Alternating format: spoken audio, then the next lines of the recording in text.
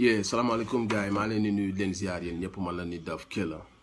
so dafa am benn sujet boo xamante si nii dama ñëw aussi pour waxtaane ko mu leer un peu guddiñ toll nii ku nekk xam na Sénégal fu mu toll ku nekk xam na difficulté yu ñuy jànkonteel ku nekk xam na que y a beaucoup de gens yoo xam ni affaire bi impacté wu na si ñoom ba ils ont à peine am lu ñu lekk donc su ma gisee des gens yoo xamante si ñi ngi auto-saisir seen bopp auto-proclamer ne ñoom ñooy représenter la culture urbaine dem palais sans le dire sans yëgal ko nit ñi sans am l'aval des hip-hopeurs dans le seul but de soutirer de l'argent au peuple sénégalais dama koy dénoncer parce que dégg nañ tractation yi ngeen nekk yëpp dégg nañ ko ku ci nekk instant bi nii au lieu que nga sensibiliser nga tiit pour Sénégal nga yërëm Sénégal yaa ngi xool naka ngay def pour soutirer de l'argent au Sénégalais parce que dégg ngeen ay milliards yu ñu débloqué donc fàtte ngeen la sensibilisation et la maladie vous faites genre devant les micros oui sensibiliser on sensibiliser ci suuf une mafia est en train de s'organiser ci turu hip hop ci turu tous les innocents yi nga xamante si ni amour la ñuy demee ak passion duñu xam nga yëguñu sax lu xew qui vous a dit que vous représentez le hip hop ngeen nekk ci suuf instant bi nii ñu ngi wootante ku ne ngi wut dossier di fen di gonfler ay chiffres nan damaa impacté damaa perdre xaalis pour dem soutirer ci milliards yooyu ngeen dégg man Nit Dof ñàkk naa xaalis ñàkk naa ay contrat annulé naa ay concert après Italie ak Espagne xam ngeen que ni xaalis boobu bu génnee pàcc boobu ay millions laa ciy am millions yooyu man mayaat naa ko Sénégal nañ ko jox ministre de la santé wala ci côté action sociale ñu xool naka lañ dimbalee dëgg la am na artiste ci côté culture bi yu impacté wu mais buñ ko doon xool ci liste bi sori ngeen trop ci priorité yi ne serait-ce que sax immigré yi ñoo leen gën a sonn waxuma laa ne ñu nekk fii amuñu lu ñu lekk amuñu lu ñu naan pensez à ces gens là qui ont fait de vous ce que vous êtes ngeen bàyyi leen ñoom pour une fois ñu nekk priorité ndax guddiñ toll nii am nañu ñàkk seen liggéey am na ñoo xam ne toog kër gi ñu leen toogloo kër yàq na xañ na leen lu bëri ci lañ daan am par bis tey jii suñu leen gisee ngeen nekk ci suuf ci turu hip hop di ko am ñu ngeen koy yëgal ak ñu ngeen ko dul yëgal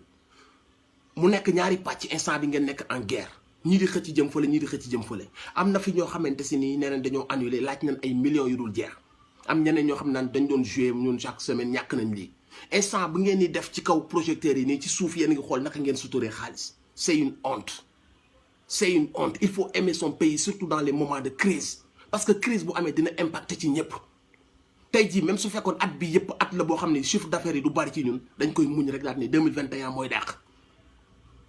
mais il faut coûte que coûte ma def l'argent ci kanam il faut ma def l'argent ci kanam il faut ci kanamu projecteurs yi ma def un gars engagé un gars qui veut vraiment aider son peuple mais ci suuf benn objectif kese moomu tax a jóg muy xaalis il est temps que tout ça s'arrête arrêtez de mbubboo hip hop bi yéen aussi une partie laay wax xam nañ bu baax seen bopp xam nañ li may wax te ñoo ma ko gën a xam parce que man mii bëggoon nañ ma si taxal mais laaluma xaalis boobu mayaat naa ko Sénégal ci xol bu sedd guy tey ji su ma mënoon di dagg sama cere di jaay di jël xaalis bi dugal ci kees gi dama koy def mais jomb naa dem di xool naka laa suturee Sénégal xaalis bi muy dem di labi ma xool man naka naa ci ëppalee te on sait que vous allez mentir on sait que ci seen ay chiffres ci seen ay contrats yi soi-disant contrats yi ngeen fi wax vous allez gonfler les chiffres ayez honte de faire ça bàyyi leen les plus démunis ñoom ñu jot ci xaalis boobu noonu bàyyi leen les immigrés yi nga xam ne un mois ngi nii ñu tëju di fay location di wut lu ñu lekk liggéey yuñ benn bàyyi leen xaalis boobu ñu jël ko yóbbul ko immigré yi bàyyi leen ñi gën a nekk au fin fond du bled gars yi gën a sonn ñu jox leen xaalis boobu yéen ngeen xool li leen yàlla jot a suturale ngeen xool naka ngeen passer cette étape là avec dignité il faut savoir quelquefois faire preuve de dignité parce que fépp la mettee mais ci ñun les artistes surtout les superstars yi nga xam ne ñu si nekk yar nañ oto kër xaalis ci yéen la mujj impacté parfois dafa am looy bàyyi pour sa réew ci côté hip hop bi y en a marre que des gens exploitent dès qu'il s'agit d'aller au palais wala d'argent tu vois benn cercle bu ndaw ñu ñëw toog xool naka lañ ko defee seen biir naka lañ compale kii pour fermer des bouches pour que ñoom ñu toog di utiliser tous ces gens là yu bëgg hip hop di ko dundal tous les jours di souffrir nekk ci Sénégal bi yépp duñ ci gis dara wala buñ ci gisee ay miettes lay doon y a toujours benn cercle boo xamante ni ils vont se servir à coups de millions et sous le dos de la culture urbaine arrêtez de manipuler les gens arrêtez d'exploiter le hip hop man nanguwuma loolu léegi nag man personnellement sama wàll comme ni ma ko waxee duma ko laal may naa ko Sénégal ci xol bu sedd guy nag mais nañ ma ko joxal ministère yi ma wax wala suñ ko mënta jox ñooñu nañ ko récupérer joxal ma ko hip hop Galsen su ma nee hip hop Galsen mooy ba ci rapport bi gën a ndaw su doon jot 100 francs sax nañ ko joxal sama wàll mais bu benn charognard laal sama wàll loolu nag dama koy wax dama koy teel a wax après lépp dina leer su ngeen dugalee ay dossier bu fekkee malgré ça jël ngeen xaalis yi après lépp dina leer on verra qui a touché combien et qui a touché combien léegi nag li nga xamante si nii man sama part la ma yu ma ko benn charognard bu kenn laalee benn dërëm ci sama li nga xam ne sama part la waroon nekk sama partir en couille. I know you're gonna talk shit behind me. Xam naa leen, vous ne m'aimez pas, vous allez me boycotter encore une fois, vous allez parler de moi. But if you are man, xam ngeen sama number, xam ngeen nu may doxalee. Just call me and we gonna do like a man do. Xam ngeen fu may waxee. Je sais que vous allez pas m'aimer et j'en ai rien ngeen baal ma. Li tax may wax mooy bëgg sama réew, ñeme dëgg, te xam ngeen ne ragaluma leen, te xam ngeen ne yii laa mës a taxawee depuis 12 ans yi ma fi nekk. Il est temps que ça s'arrête. Li ngeen ma mën a def rek mooy boycotter ma te loolu c'est hip hop. Mën naa ko xëy bàyyi du jour au lendemain parce que sama xol bi yàllaa si nekk yooyu mënuma sonal.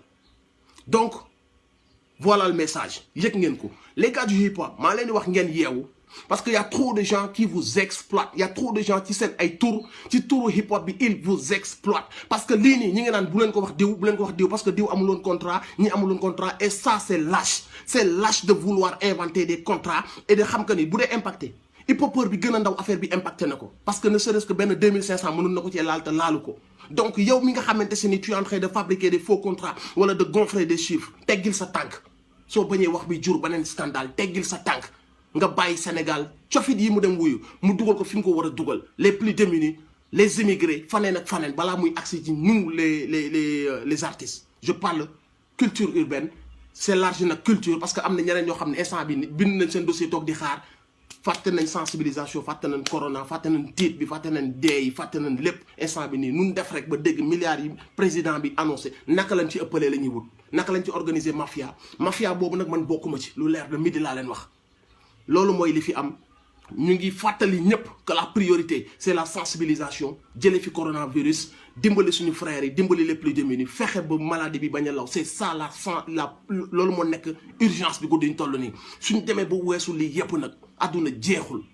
octobre mi ngi ñëw novembre mi ngi ñëw décembre mi ngi ñëw 2021 mi ngi ñëw ku ci ne la lay sa wërsëg mën nga koy jot mais pour le moment arrêtez de vouloir exploiter la situation yaa salaam